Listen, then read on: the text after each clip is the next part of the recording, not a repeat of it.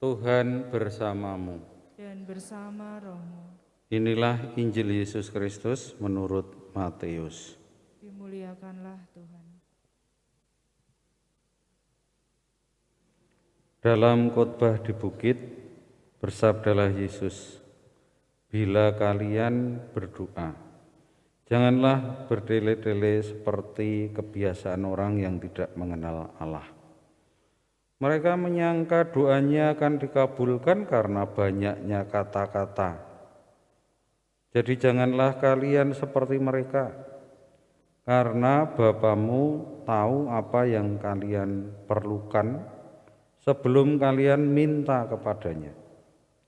Maka berdoalah kalian demikian: Bapa kami yang ada di surga, dimuliakanlah namamu, datanglah kerajaanmu, jadilah kehendakmu di atas bumi seperti di surga. Berilah kami pada hari ini makanan kami yang secukupnya, dan ampunilah kesalahan kami seperti kami pun mengampuni yang bersalah kepada kami. Dan janganlah membawa kami ke dalam pencobaan, tetapi bebaskanlah kami dari yang jahat. Karena jikalau kalian mengampuni kesalahan orang, Bapamu yang di surga akan mengampuni kalian pula. Tetapi jikalau kalian tidak mengampuni orang, Bapamu pun tidak akan mengampuni kesalahanmu." Demikianlah Injil Tuhan. Terpujilah Kristus.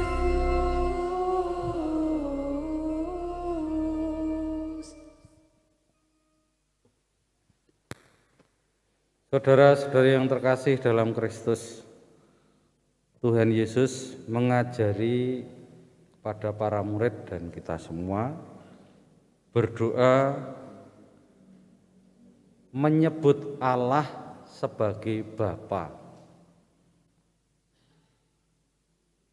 Kita bisa merasakan nuansa dengan menyebut Bapa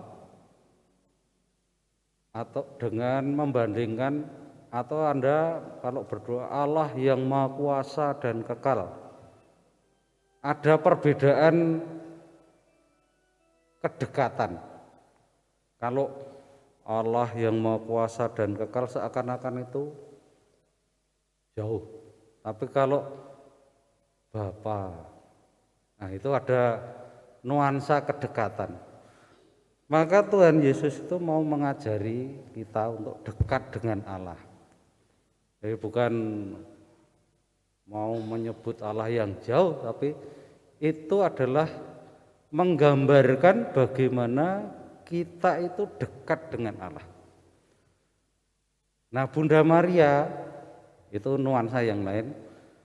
Yang kata-kata yang terkenal kan, "Aku ini hamba Tuhan."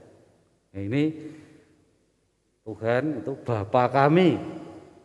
Kalau Bunda Maria, "Aku ini hamba Tuhan."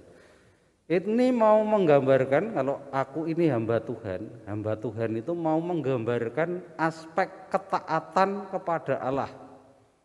Nah, Bunda Maria kan, "Aku ini hamba Tuhan, jadilah padaku menurut perkataanmu." Artinya hidupnya ini untuk taat kepada sabda Tuhan.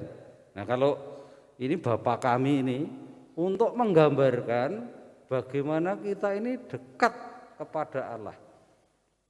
Oleh sebab itu berdoa itu tidak perlu yang kata-kata yang panjang-panjang. Kalau tidak berdoa bisa merumuskan kata-kata yang panjang, tidak usah khawatir, ya. Tidak usah ragu, tidak usah bilang saya nggak bisa berdoa.